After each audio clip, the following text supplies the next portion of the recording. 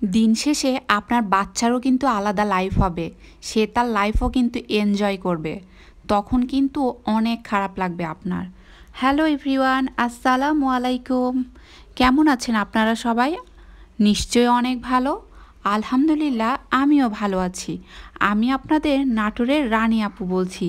আপুর কথাগুলো যদি ভালো লেগে থাকে অবশ্যই কমেন্টস করবেন।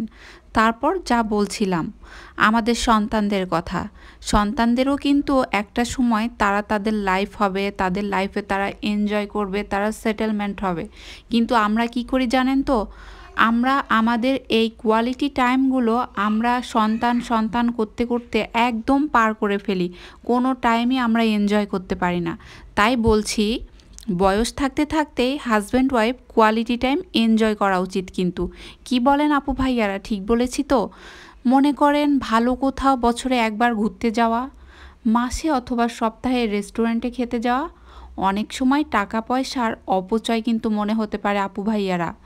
জীবনে বেঁচে থাকলে টাকাও আসবে, রিজিকের ব্যবস্থাও হবে, কিন্তু এই যে সময়গুলো আমরা দিনের পর দিন কাটিয়ে দিচ্ছি, সেই সময়গুলো কিন্তু আর ফিরে আসবে না। কিন্তু একটা সময় আসে কি, যে কখন জানেন? বৃদ্ধ বয়সে আপনার টাকা থাকবে, হয়তো আপনি চাইলেও কিছু খেতে পারবেন না। মনে করেন শারীরিক অসুস্থতা হবে, বয়সের চাপে শরীর তখন একদম ভালো থাকবে না, কিছুই তখন হয়তো বা ভালো লাগবে না।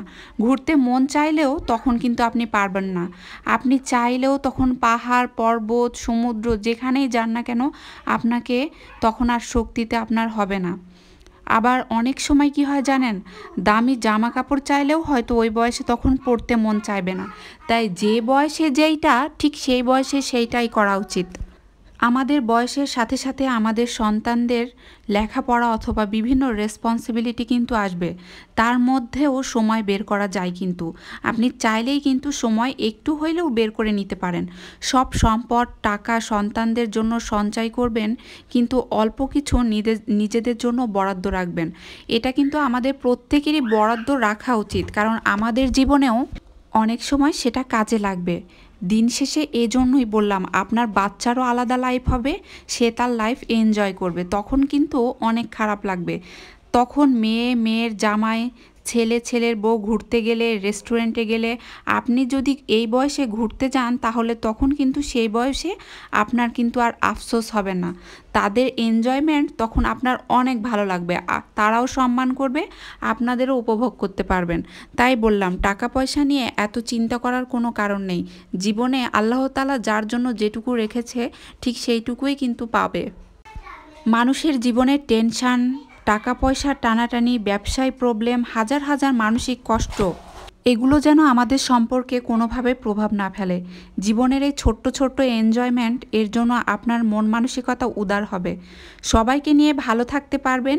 একটা সময় লাইফ পার্টনার থাকবে না পাশে, কিন্তু আপনাদের অসংখ্য স্মৃতি বাঁচতে শেখার বাকি জীবনে অনুপ্রেরণা যোগাবে। ঠিক বলেছি তো আপু ভাইয়ারা?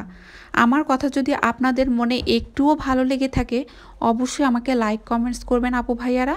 আপনাদের লাইক কমেন্টসই আমাকে নেক্সট গল্প বলার অনুপ্রেরণা যোগাবে। সবাই ভালো থাকবেন, সুস্থ থাকবেন।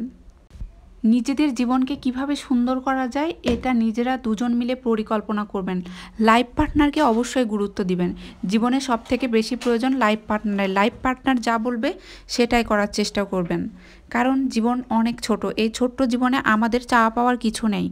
তাই সবাইকে বলছি, সবার জীবনে যে ছোট ছোট চাওয়া পাওয়াগুলো আছে পূরণ করার চেষ্টা করবেন। যারা কখনো পাহাড় সমুদ্রে যেতে পারেননি, তারা জীবনে একবার হলেও সেখানে যাওয়ার চেষ্টা করবেন। আল্লাহর অফুরন্ত সুন্দর সৃষ্টি আপনার মনকে অনেক প্রসারিত করবে। আমাদের জীবনে অনেক কিছু দেখার বাকি আছে। আমরা দেশ বিদেশ ঘুরতে নাই পারি, নিজের দেশে অন্তত আমাদের আশেপাশে যে সৌন্দর্যগুলো আছে সেগুলোও যদি আমরা উপভোগ করতে পারি, তাহলেও তখন দেখবেন আপনার মনে প্রশান্তি দিবে।